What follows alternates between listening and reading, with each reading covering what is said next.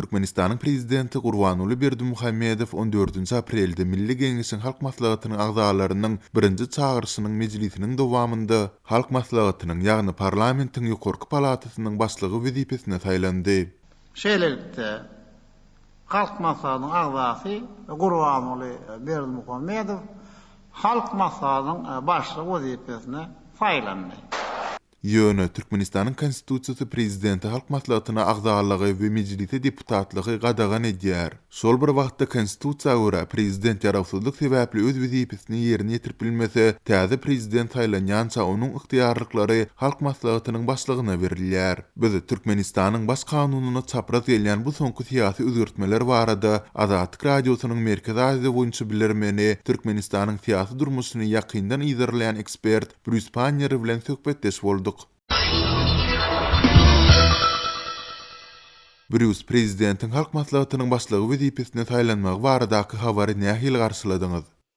The announcement today that Gurbanguly Berdimuhammedow had become the speaker of the Halk Maslahati was not entirely unexpected. Türkmenistanyň prezidenti Gurbanuly Berdimuhammedowyň halk maslahatynyň başlyklygyna taýlanandygy baradaky habaryň dogrulygyna garaşylmadyk bir ýagdaý bolandygyny aýdyp bolmaýar. Esasan hem onuň mundan bir näçe hepde ozal halk maslahatyny deputatlyga taýlanandygy ma'lum edileninden soňra bu onçokly täsin hem eşidilmedi. Dogrusu şol pursat bu habar bir näme gen kabul edilipdi. Ýöne bu ýurdu dolandyrmak ulgamynda häzir käbir özgertmeleriň bolup geçýändigini äşkär edýär. Mundan halk maslahatynyň başlyklygyna Berdimuhammedowyň özüniň ýa-da ogly serdaryň taýlanjakdygy barada durly garaýşlar ortaga atylýardy. Emma Milli Geňeşiň täze palatasynyň juda saknalaşdyrylan mejlisiniň dowamynda Berdimuhammedowyň özüni spiker ornuna teklip etmegi, kanun çykarjylaryň hem onu bir agzdan goldamagy köp zady aýan etdi. Aslında Berdimuhammedowyň dogly goldawy eýdigi baradaky öňe sürmeler Türkmenistan üçin geň bir zat däl.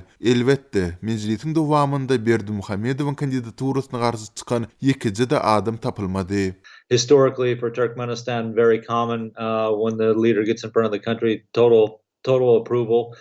No one was against, of course. Bruce, Türkmenistanyň kanunçylygyna laýyklykda bir adam bir wagtda hem ýerine ýetiriji hem de kanun çykarjy häkimetleriň başlygy bolup bilmeýär. Galy bertede baş kanunyň 73-nji maddasynda Türkmenistanyň prezidenti Türkmenistanyň Milli Geňeşiniň agzasy ýa-da deputaty bolup bilmez diýilip açyk aýdylýar. Muny nähili düşündirýärsiňiz? We know that the Constitution doesn't mean very much in Turkmenistan. The president holds ultimate power. Bilsimiz ýaly Türkmenistanda konstitusiýanyň hiç ýyly many mazmuny ýok. Prezident bar häkimeti öz elinde saklaýar, kellesine gelen ähli zady edýär. Bu ýagdaýlar nazarda tutulanda onuň häzirki hereketi bir näme gen görünüp biliner, emma onuň halk maslahatynyň başlyklygyna geçmegi bilen hukmany ýagdaýda bir maksat göz öňünde tutulýandyr. Berdimuhammedowyň soňu bilen prezidentligi ogly serdary geçirer ýaly häzir munyň üçin kanuny taslary döredýän bolmagy ähtimal. Onuň ýakyn geljekde prezidentlikden çekilip ýurtdaky ikinji möhüm syýasy wezipeni eýlap oturmagy isleýän bolmagy hem mümkin.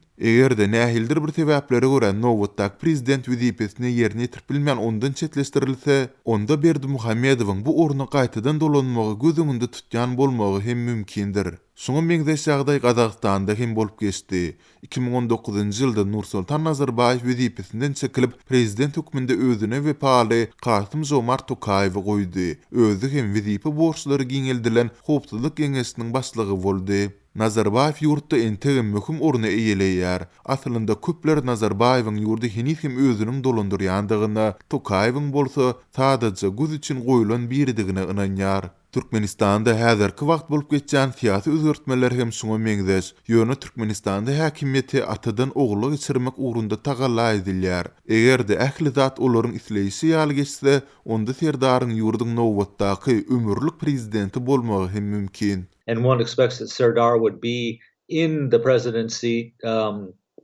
probably for his lifetime if everything works out according to the plans they seem to have. Häkimetin atadan ogla geçmegi iş yüzünde nähili amal edilip bilinir.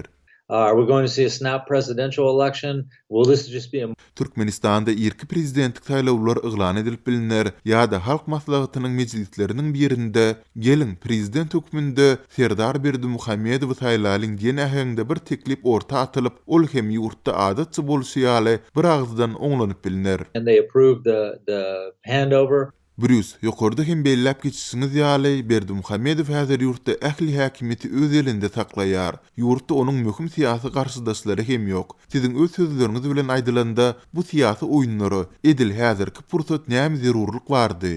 We know that President Berdimuhamedow disappeared from public view. Berdimuhammedow bir näçe gezek dowlulugyna ýitirim bolupdy. Köpler onuň agyr keseldigini aýdýar. Ol soňky gezek ençe mühipdelap gözden ýetip gaýtadan peýda bolanyndan soňra ogly Serdaryň hem syýasy karýerasy birden-ka götergilenip başlady. Ol gysky wagt aralygynda bir ýokary derejeli wezipeden beýleki bir wezipe belenildi. Daşary ýurtlara sapar edýän türkmen delegasiýalarynyň düzümine goşuldy.